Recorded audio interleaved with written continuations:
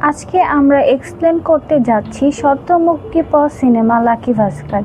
এই সিনেমাটি ভাস্কর নামে একজন সাধারণ ব্যাংক কর্মকর্তার উপর নির্মিত, যে কিনা সামনে গিয়ে কয়েকশো কোটি টাকার মালিক হয়ে যায়। সিনেমার কাহিনী শুরু হয় 1992 এর মুম্বাইয়ের সিন দেখিয়ে, যেখানে ভাস্কর নামের একজন লোক সকালবেলা তার মর্নিং ওয়াক শেষ করে বাসায় ফিরছিল।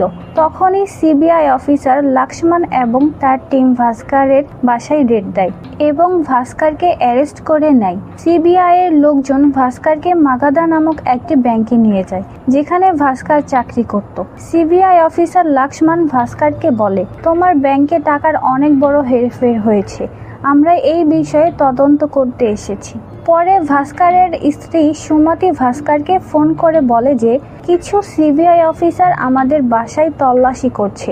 তখন ভাস্কর বলে, তুমি চিন্তা করো না, তাদেরকে তাদের কাজ করতে দাও। এদিকে ব্যাংকের মধ্যে সকল সিবিআই অফিসাররা ব্যাংকের সকল ফাইল তন্ন তন্ন করে খুঁজছিল। এরই মধ্যে ভাস্কর তার ব্যাপারে বলতে শুরু করে। ভাস্কর মাগাদা ব্যাংকের একজন সাধারণ কর্মচারী ছিল, যেখানে তার বেতন ছিল মাত্র 6,000 টাকা। এদিকে তার ঋণ ছিল 36,000 টাকা। ভাস্কর প্রতিদিন তার স্কুটিতে করে একদম ঠিক সময়ে ব্যাংকে চলে যেত এবং তার বসদের দেওয়া সকল কাজ একদম সততার সাথে করত, এই আশায় যে কোনো একদিন তার প্রমোশন হবে, যার পর সে তার সকল ঋণ পরিশোধ করতে পারবে। 90-এর দশকে তেমন একটা কম্পিউটারের ব্যবহার হতো না। সেই সময়ে ব্যাংকের সকল হিসাব নিকাশ খাতা কলমে হতো এবং 3 মাস বা 6 মাস পরে গিয়ে কম্পিউটারে উঠানো হতো। এরপরে ব্যাংকের সামনে থাকা একটি মারুতি H100 গাড়ি দেখতে পাওয়া যায়। গাড়িটি ব্যাংকের একজন ভোক্তার ছিল, যে সঠিক সময়ে লোন পরিশোধ করতে না পারায় ব্যাংক তার গাড়িটি জব্দ করে নেয়। ভাস্কর প্রতিদিন ওই গাড়িটি দেখত এবং ভাবত একদিন তারও এমন একটি গাড়ি থাকবে। ভাস্করের একটি বেস্ট ফ্রেন্ড ছিল, যার নাম হলো সাম্ভা এবং ভাস্কর ছোট থেকেই ভালো বন্ধু। তারা একই সাথে পড়ালেখা করত।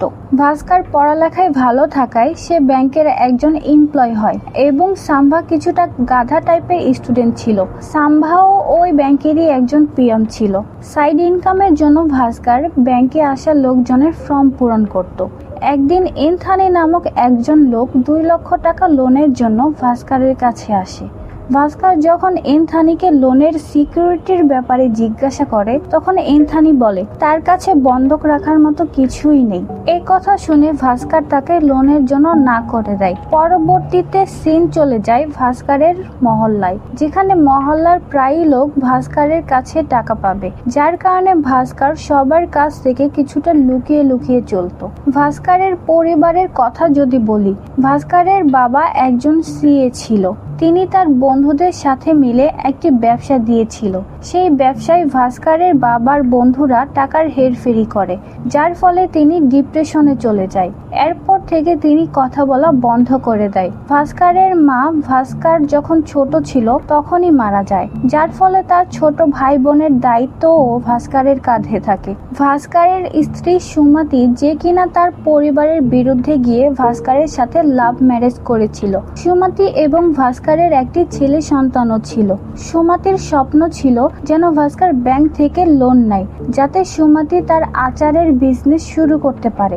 ভাস্কর সুমতিকে বোঝায় যে তাদের পুরনো ঋণগুলো আগে পরিশোধ করে নি, তারপরে তারা ব্যাংক থেকে লোন নেবে। এই সব কিছুরই ভেতরে এনথানি প্রায় দিনই ভাস্করের কাছে লোনের জন্য আসতে থাকতো। একদিন এনথানি ভাস্করকে বলে, মালয়েশিয়া থেকে ইন্ডিয়াতে একটি জাহাজ এসেছে, যেটাতে এনথানি বেশ কিছু টিভি এনেছে। টিভির অর্ধেক টাকা সে পরিশোধ করে দিয়েছে, বাকি অর্ধেক টাকা টিভি হাতে পাওয়ার পরে দিবে বলেছিল। এনথানি ভাস্করকে অনুরোধ করতে থাকে যে তার 2 লক্ষ টাকার খুব প্রয়োজন। এনথানি যদি টাকা পরিশোধ করতে না পারে, তাহলে কোম্পানিওয়ালারা সব টিভি রেখে দিবে। এনথানি ভাস্করকে এটাও বোঝাতে থাকে যে বর্তমানে ইন্ডিয়াতে টিভির চাহিদা অনেক বেশি। এনথানির এসব কথা শুনে সাম্ভা ভাস্করকে বলে, তোর শালানা রিয়েল এস্টেটের কাজ করে, তার সাথে কথা বলে দেখ, হয়তো সে কোনো সাহায্য করতে পারে। কারণ এনথানি তার টিভি বিক্রির প্রফিট থেকে কিছু টাকা তো আমাদের দিয়েই দিবে। যদিও নিজের শালার কাছে টাকা ধার চাওয়া ভাস্করের অপছন্দ ছিল, তারপরও ভাস্কর বলে ঠিক আছে, চেষ্টা করে দেখি।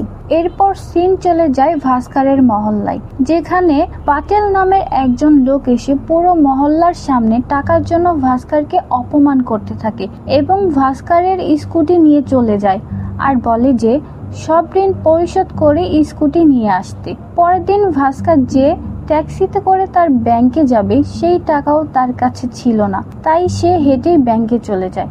ব্যাংকে গিয়ে ভাস্কর আরো বড় শক পায়, কারণ সে দেখে যে প্রমোশন তার পাওয়ার কথা ছিল সেই প্রমোশন অন্য কাউকে দেওয়া হয়েছে। ব্যাংকের সকল কর্মকর্তারাও এই বিষয়টি দেখে ভাস্করের জন্য দুঃখী হয়, কারণ তারাও মনে করেছিল এই প্রমোশন ভাস্করই পাবে। তখন ভাস্কর গিয়ে তার রিজিওনাল ম্যানেজারকে বলে যে আমি দিনরাত পরিশ্রম করি, আপনাদের দেওয়া সকল মান্থলি টার্গেট পূরণ করি, অথচ আপনি একজন বাঙালি হওয়ায় অন্য একজন বাঙালিকেই প্রমোশন দিলেন, এটা তো অনেক অন্যায়।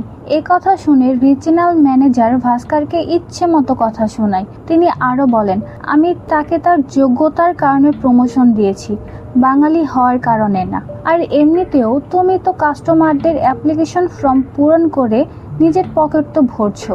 এ কথা যদি জিএম স্যার জানতে পারে তাহলে তোমাকে চাকরি থেকে বের করে দেবে। আরো হুমকি দেয় যে আমি কি তোমার নামে জিএম স্যারের কাছে অভিযোগ করে দিব। এ কথা শুনে ভাস্কর হাত জোর করে রিজিওনাল ম্যানেজারকে বলে না স্যার, এরকম কোনো কিছু করবেন না। ব্যাংকের সকল এমপ্লয়িরাও ভাস্করের এসব কিছু দেখছিল। কিছুক্ষণ পরেই ভাস্কর একদম নর্মাল হয়ে নিজের কাজ করতে শুরু করে দেয়, যেন কিছুই হয়নি। সন্ধ্যায় ভাস্কর এবং সাম্ভা একটি ক্যাফেতে বসে চা খাচ্ছিল।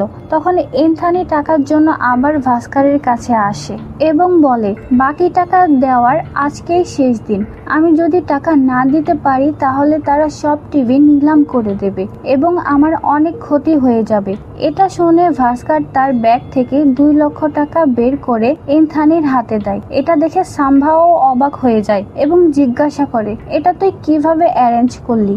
আসলে ভাস্কর লকারে রাখার বাহানায় ব্যাংকের টাকা নিজের ব্যাগে রেখে দিয়েছিল। সেদিন শুক্রবার হওয়ায় ব্যাংক 2 দিন বন্ধ থাকবে। ভাস্কর ভাবে এই 2 দিনের ভেতরে এনথানি সব টিভি বিক্রি করে টাকা ফেরত এনে দেবে এবং সোমবারে ব্যাংকে গিয়ে ভাস্কর সব টাকা আবার লকারে রেখে দিবে। এ কথা কেউ জানতেও পারবে না। ভাস্কর বলে যদি কেউ জেনেও যায় তাহলে বেশি হলে আমার চাকরিই চলে যাবে। এমনিতেও আমি অনেক ঝামেলায় আছি, যদি চাকরিটাও চলে যায় তাতে এমন কি বড় বিষয় হবে। পরে এনথানি বলে ইন্ডিয়াতে এখন টিভির অনেক চাহিদা রয়েছে, কিন্তু অন্য দেশ থেকে এসব টিভি আনার কারণে আমাদের অনেক বেশি ট্যাক্স দিতে হচ্ছে, যার ফলে একটি টিভির মূল্য প্রায় 30,000 টাকা পড়ে যাচ্ছে। কিন্তু আমরা একটি ছোট ট্রিক ব্যবহার করে অনেক টাকা বাঁচাতে পারি।